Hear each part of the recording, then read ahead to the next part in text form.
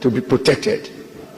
Mr. President, the primary purpose of government, and in particular of lawmaking, is to protect the weak from the awesome powers of the powerful, whether politically powerful or economically powerful, to protect the weak from misuse of such powers.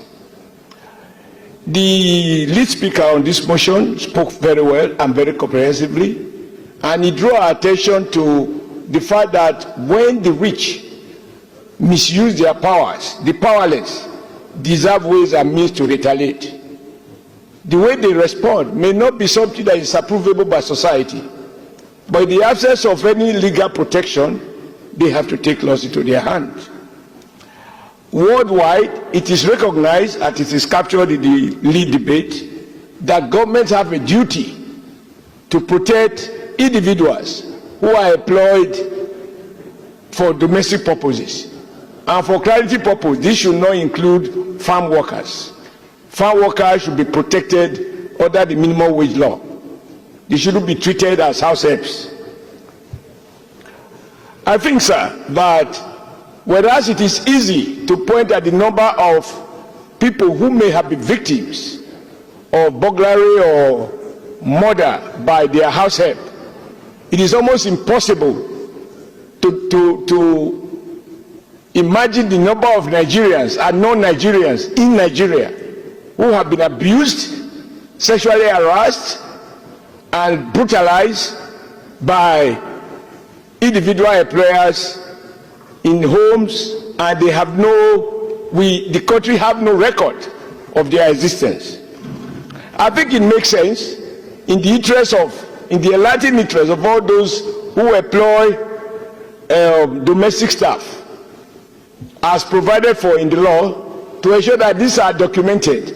We all, one way or the other, myself inclusive, there was a time I employed people, I call them security guide. And I have no idea where they come from. And season after season, they just inform me they are bringing their brother to replace them. They go back to farm and then they come back. Until we began to witness some security challenges arising from the behavior of some of our domestic staff. Some of us employ security people that we don't even know. So I think this is to assist us to think again, and in fact to compel everyone to ensure that when you do employ, that it is documented, and that the Ministry of Labour has responsibility to document, to publish, and to monitor what goes on.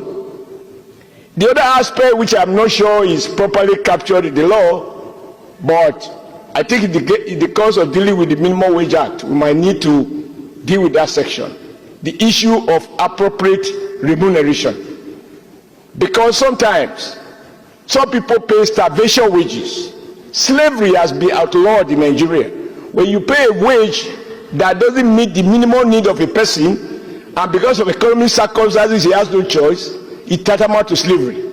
In some part of the world, if you employ your niece, your nephew, or anybody as a domestic help, and you pay less than the legal minimum wage, that act is classified as slavery and is punishable. Nigeria has since outlawed slavery right from time.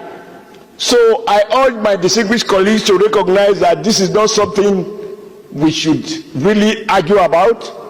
It makes sense. It is in our enlightened self-interest. I am not pretending that I do not also have. When I see the car park, I see a lot of drivers there, and they are all captured here. If you were to ask questions about their remunerations, about their terms and conditions of employment, Mr. Senate President, I'm sure you will be scandalized. Many of us will be scandalized. So I think we need this law to protect ourselves, to help us to behave more responsibly, and also to protect these people who, as a result of the huge level of unemployment, more and more people simply have no right but to take it, as they will say, God day. And when they get to a point that they get so frustrated, then they resort to those practices that I believe the lead speaker spoke to very eloquently.